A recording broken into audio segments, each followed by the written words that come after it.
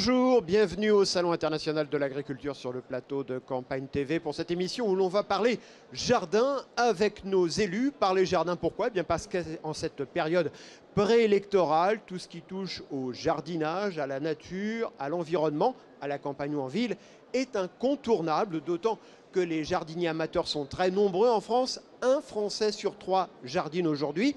Et chaque jour, eh bien, nous demandons aux candidats à l'élection présidentielle quelle vision ils ont du jardin.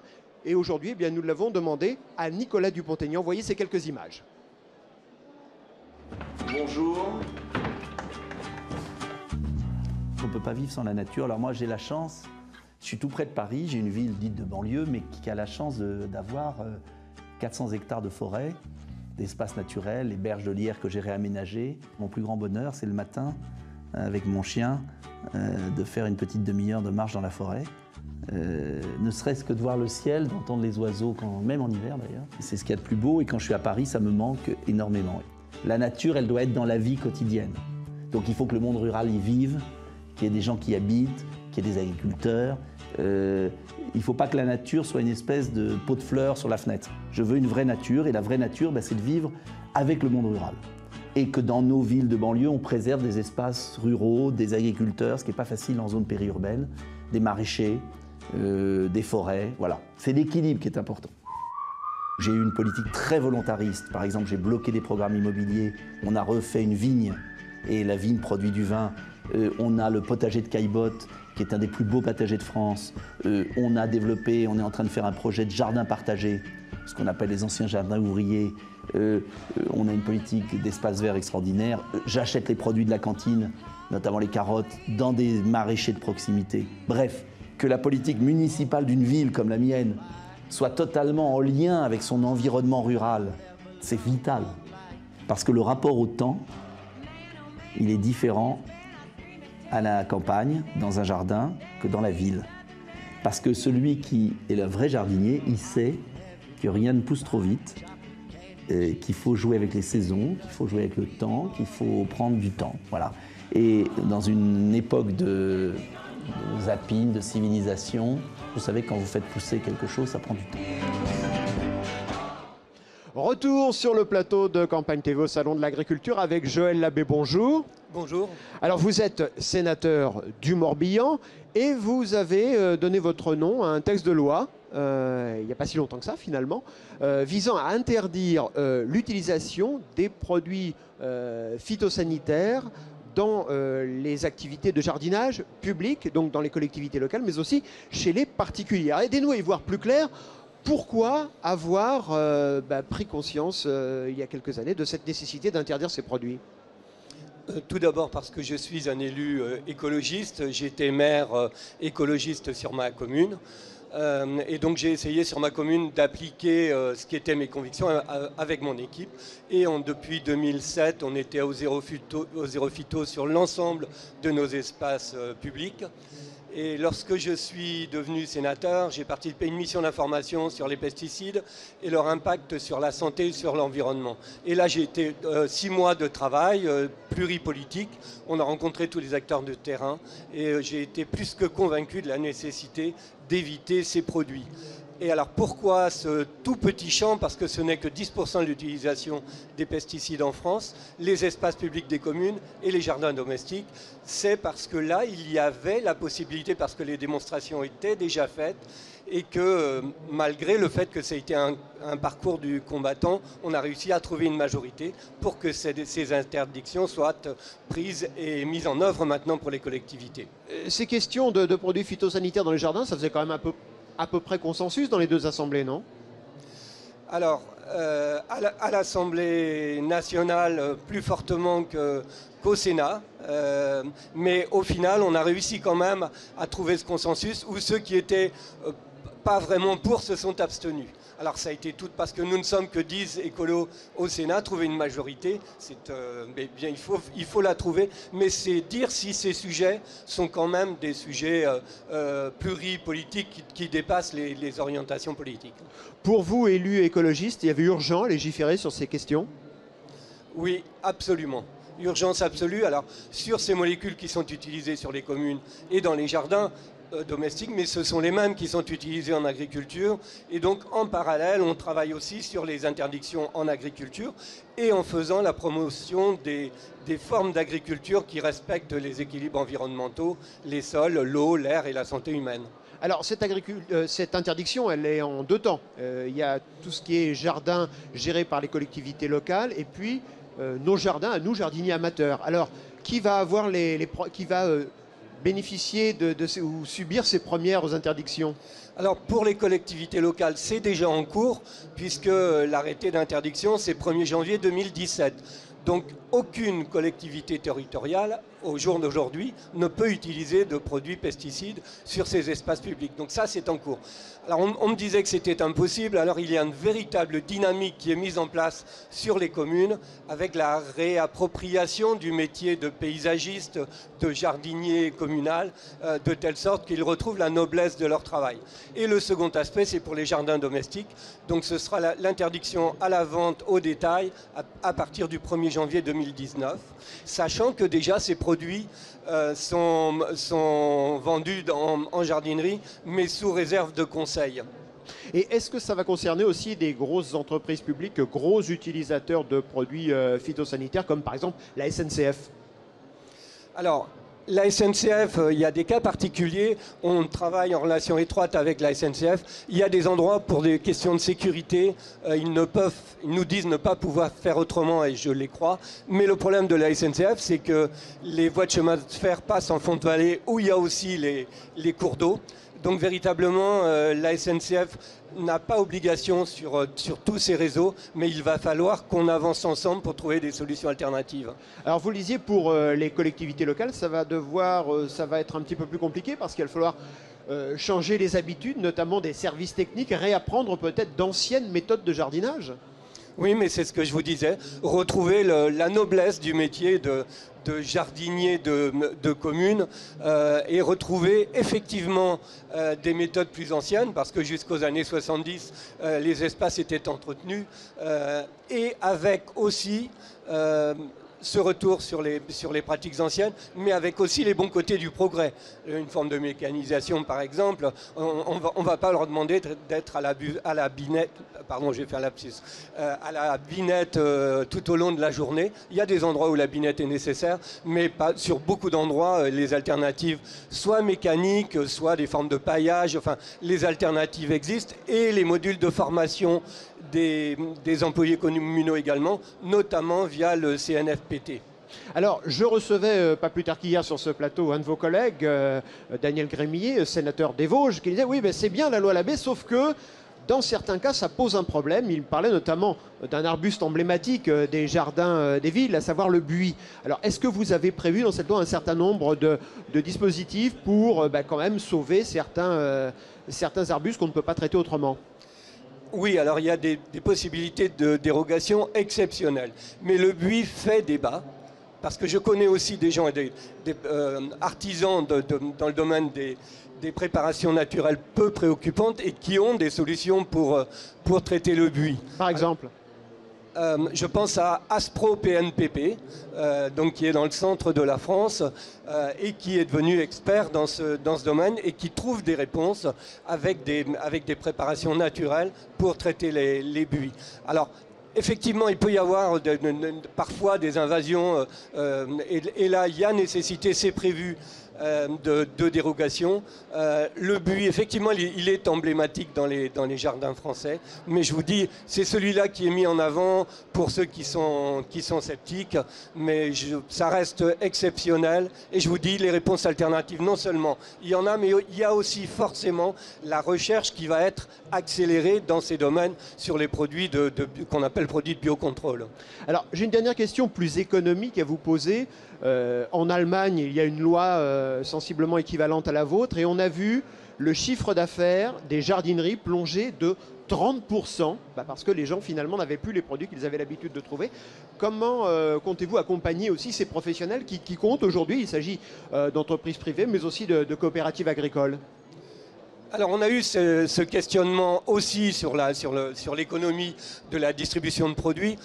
Il se trouve que j'ai fait connaissance avec l'enseigne Botanique, qui est justement un de ceux-là, et qui, eux, depuis 2008, avaient banni de leurs rayons tous les produits pesticides. Et non seulement ils ne sont pas sinistrés économiquement, mais à l'inverse, leurs produits alternatifs, ils les vendent bien, et ils ont une très bonne image de marque. Donc cet exemple, pour moi, ne tient pas, et que économiquement, il n'y a pas de... Il y a nécessité d'une transition, c'est la raison pour laquelle c'est 2019 pour les jardins, mais le temps qu'ils se préparent. Mais de toute façon, c'est la loi, c'est formel et il y aura obligation de l'appliquer. Merci beaucoup, Joël Labbé, d'avoir participé à cette émission sur le plateau de Campagne TV au Salon international de l'agriculture. Alors on va continuer à parler jardin, parce que le jardin, c'est tout sauf uniquement une activité récréative. On peut aussi parler économie jardin et aussi exportation des jardins et exportation du modèle français. Alors qui de mieux pour parler de l'exportation du Made in France que le député maire UDI de Montereau, Yves Gégaud. Bonjour. Bonjour. Alors je suis ravi que vous soyez avec nous aujourd'hui parce qu'au départ on m'a dit oui, les jardins ça s'exporte. Je n'avais pas l'idée qu'on exportait nos jardins et notre savoir-faire. C'est vrai qu'on exporte ce savoir-faire français? Oui, il y a une expression qui est connue d'ailleurs dans le monde entier, c'est le jardin à la française. Et jardin à la française, c'est même pas traduit, c'est en français dans le texte, dans tous les grands pays du monde. Et effectivement, il y a dans l'art des jardins, je parle des jardins d'agrément, dans la culture de nos jardins, d'abord un débat entre le jardin à la française et le jardin à l'anglaise, donc on voit bien qu'il y a une spécificité française. Et le nôtre est bien plus beau. Ça, c'est une question de goût. Moi, je suis un Européen, donc j'essaye de me dire que ce que font les autres n'est pas laid, mais ce que fait la France est de qualité. En tout cas, il y a dans ce savoir-faire, dans cette mise en scène végétale, évidemment, matière à exporter. Et dans le monde entier, il y a beaucoup de pays qui viennent copier ce que font les Français en matière d'aménagement. Et il y a là quelque chose de tout à fait performant. Si on ajoute à ça une vraie recherche sur la nature des plantes, sur la qualité des plantes, pour faire en sorte qu'elles demandent moins d'entretien. Vous avez des plantes qui dépolluent par elles-mêmes. Il y a dans ces savoir-faire, tradition et innovation, je crois, capacité à développer notre balance du commerce extérieur et à faire de l'emploi. Et alors pour parler de tout ça, mieux vous connaître, vous-même, vous jardinez? Oui, un peu.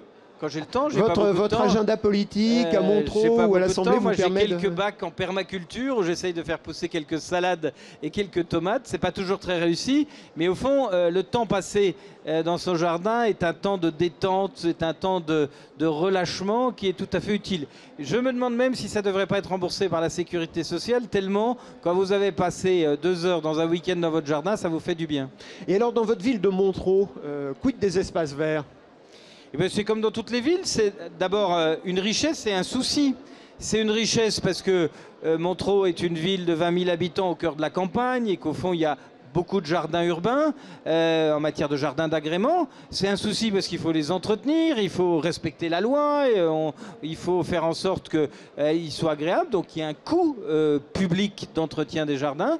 Et puis c'est aussi une volonté politique puisqu'on a lancé quelques initiatives de maraîchage urbain, de jardins potagers cette fois-ci, pour montrer aux petits urbains de Montereau qu'au fond, ce qu'on a dans notre assiette, ça vient de la terre et qu'au fond, on peut peut-être aussi, par sa propre capacité à jardiner, se nourrir soi-même. Donc il y a un geste pédagogique, il y a un mouvement pédagogique que nous avons essayé d'engager. Donc à Montereau, il y a des jardins et à Montereau, nous sommes au milieu de la nature.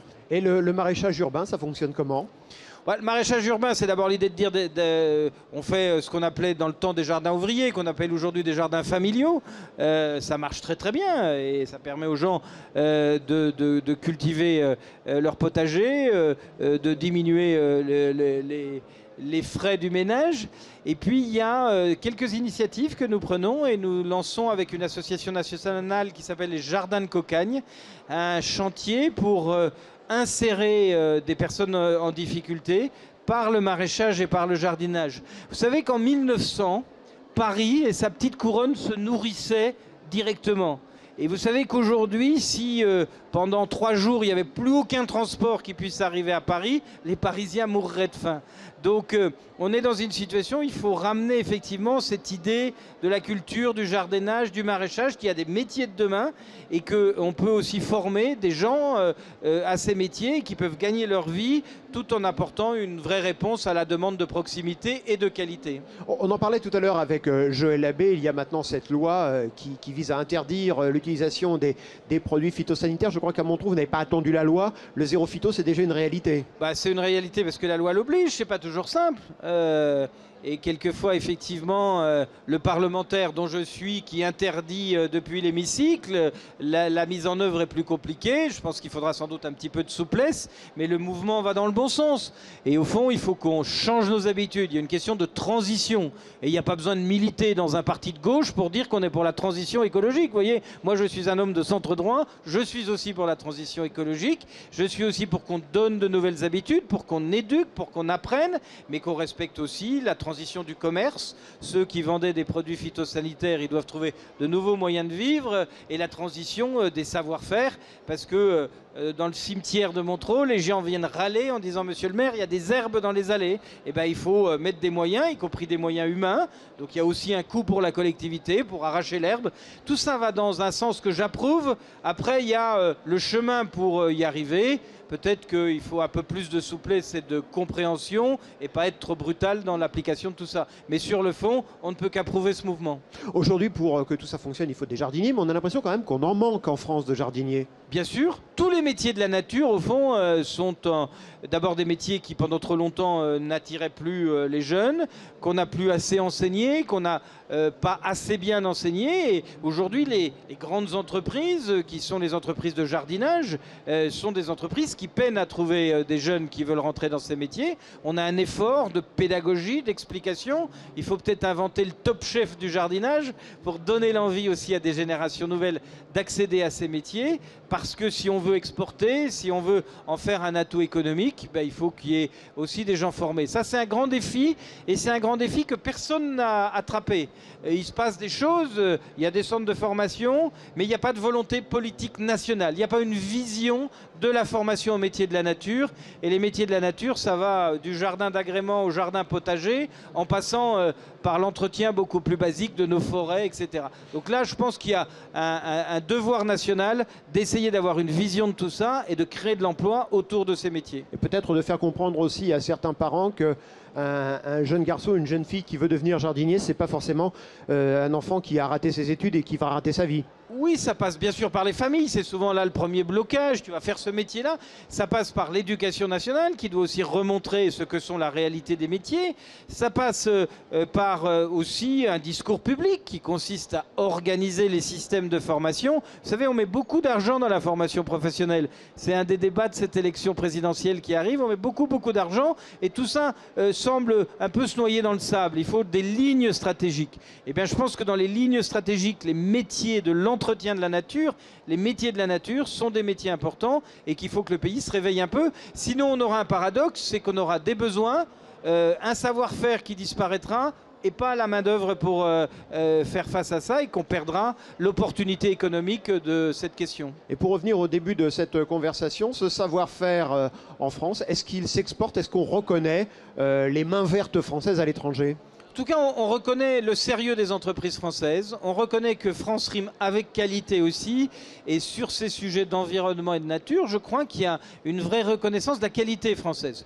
Du côté artistique, du petit plus, du petit supplément d'âme des savoir-faire français qui fait qu'un jardin à la française, c'est un peu autre chose qu'un jardin traditionnel.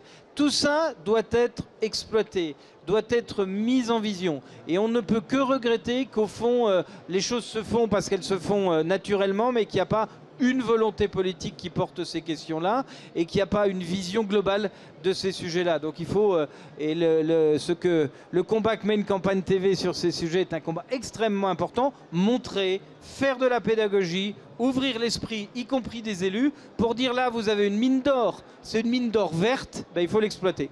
Eh bien, merci beaucoup Yves Gégaud de nous avoir rejoints sur le plateau de Campagne TV au Salon international de l'agriculture. Alors maintenant, on va débriefer avec un spécialiste, avec Denis Jardel, qui est directeur technique de SBM Life Science, j'allais dire SMB, vous voyez comme quoi. SBM, voilà, c'est SBM, on est bien d'accord. Denis, bonjour. Bonjour. Je voudrais qu'on reparle un peu de ces végétaux et de ces marchés. On disait ça s'exporte, on peut en vendre partout, mais il y a quand même une logique sur les achats de végétaux français par rapport aux achats de végétaux étrangers. Voilà, d'abord il y a une logique économique. Effectivement, pour la balance commerciale, il est plus intéressant d'acheter des végétaux français, mais également il y a une logique agronomique, parce qu'une plante, lorsqu'elle est élevée dans une région donnée, elle est adaptée à la terre, elle est adaptée aux risques de ravageurs qui peuvent l'entourer. Et donc cette plante-là, elle aura toutes les chances dans la même région de beaucoup mieux pousser, d'avoir une croissance harmonieuse et donc de moins avoir à traiter avec des produits phytosanitaires. Donc cet intérêt, il est non seulement national, mais il est régional. Une plante, elle a une acquisition par rapport à son environnement. Et donc il faut capitaliser là-dessus et donc acheter des plantes locales. Et alors, on a parlé tout à l'heure avec Joël Labbé de cette fameuse loi sur l'interdiction des produits phytosanitaires pour les jardiniers amateurs, mais aussi pour les collectivités locales. Ça va changer complètement vos métiers? Alors ça va faire évoluer nos métiers. Mais déjà, je voudrais dire que cette loi, elle est appliquée depuis le 1er janvier 2017. Par contre, il y a des choses qui sont très graves. C'est-à-dire que une certaine catégorie de produits sont mis sous clé et donc normalement il avait été dit et écrit que les produits alternatifs, les produits dits de biocontrôle, allaient pouvoir être mis sur le marché beaucoup plus facilement, avec des délais de réponse de l'administration pour les autorisations de mise sur le marché beaucoup plus rapides. Dans les faits, c'est totalement faux. Nous-mêmes, on a des herbicides qui sont dans les tuyaux, qui sont en attente, c'est le dernier run, si vous voulez, avant de les mettre sur le marché. On est au mois de mars et on est toujours suspendu à ces décisions qui, normalement, devaient être beaucoup plus rapides pour les produits de biocontrôle. Il y a des choses qui ne sont pas très logiques, d'ailleurs, là-dessus. Ces produits bénéficient d'une autorisation de mise sur le marché pour un certain type d'utilisation et pas pour d'autres. Alors, vous voulez dire quoi Par exemple, certains produits peuvent être utilisés dans l'agriculture, mais pas dans le jardinage amateur. Ah oui, alors de toute façon, mais ça c'est une bonne chose, c'est-à-dire que les produits qui sont autorisés dans le milieu professionnel, en agriculture, ne sont pas du tout autorisés systématiquement sur le marché jardin. Il faut que le produit dans le jardin ait cette mention EAJ, emploi autorisé dans les jardins. Et c'est justement le cas de ces herbicides. C'est des herbicides de biocontrôle qui sont déjà utilisés au niveau agricole et qui attendent ce feu vert pour pouvoir être autorisés en mention jardin. Donc c'est un peu dommage que ça traîne autant. Pourquoi c'est si long selon vous? Pourquoi c'est si long? Pourquoi c'est si long? Alors je ne sais pas, il y a peut-être X raisons, surcharge au niveau de l'administration, trop de dossiers. En tous les cas, les faits sont là. C'est-à-dire que nous, on attend ces produits-là, ils sont prêts, ils sont parfaitement efficaces, ils permettent de rivaliser avec le glyphosate et c'est franchement grave qu'on ne puisse pas les utiliser. Alors, mais ça, c'est qu'un domaine. On l'a vu tout à l'heure avec les élus qui nous ont rejoints sur ce plateau. Il y a une nécessité aussi évidente de formation aujourd'hui, d'utiliser ces nouveaux produits. Ce n'est pas aussi simple que le produit que vous citiez à l'instant. Complètement. Et c'est pour ça les parlementaires qu'on a entendus jusqu'à présent ont tout à fait soulevé la question. Le jardin, c'est quelque chose de passionnant, mais de complexe. Et finalement, notre rôle à nous, qui sommes des leaders dans le domaine du biocontrôle, puisqu'on proposait des produits de biocontrôle depuis déjà beaucoup plus d'années que le mot n'existe, le biocontrôle, donc c'est d'arriver à faire passer ces messages au niveau des jardineries, au niveau des jardiniers, pour leur expliquer que le biocontrôle, ça ne se résume pas à l'utilisation d'un produit. C'est une approche globale du jardin. C'est-à-dire, c'est mieux connaître la plante, c'est mieux connaître le sol, c'est maîtriser la fertilisation, c'est comprendre les rotations des cultures, les associations végétales. Donc tout ça, c'est très complexe. Et donc nous, en tant que leader, on a mis sur pied des formations, des modules de formation qui s'adressent aux jardineries et qui durent une journée sur les thèmes le jardinage au naturel, le désherbage et le paillage, la gestion des bioagresseurs. Les vendeurs retournent à l'école, quoi. Ah oui, complètement. Et on s'aperçoit que c'est plus qu'un retour à l'école. Parce que bien souvent, on nous dit on ne connaissait pas toutes ces techniques-là. Et donc là aussi, c'est important. Il faudrait que, même au niveau de l'éducation, au niveau des formations, à la base, il y ait ça. Et donc, comme ça n'existe pas jusqu'à présent, ou très peu, nous, on propose ces modules. Depuis le mois de novembre, on a formé 500 responsables de rayon. Alors, on ne s'adresse pas qu'aux responsable du rayon phyto, puisque tout le monde est concerné dans une jardinerie. Le responsable de la vente des végétaux, le responsable des fertilisants, tout le monde est concerné. Et c'est qu'à ce prix que le biocontrôle apportera justement des solutions efficaces. Et ils peuvent les apporter. Denis, juste une dernière question avant de conclure. Rassurez-moi, jardiner, ça restera un plaisir. Alors complètement, ça reste pas un plaisir, c'est même plus qu'un plaisir. Le jardinage, c'est plein de vertus. Tout à l'heure, on nous a parlé justement, un parlementaire, le soir, s'il gratte un peu la terre, s'il cueille 2-3 roses, il goûte une tomate, c'est merveilleux, c'est une détente. C'est pour la santé morale, pour la santé physique, le jardinage, effectivement, ça devrait être beaucoup plus mis en avant. Merci beaucoup, Denis, de nous avoir rejoints sur le plateau de Campagne TV. C'est la fin de cette émission et n'oubliez pas ce proverbe chinois qui dit que toutes les fleurs de l'avenir sont dans les semences d'aujourd'hui. À très bientôt.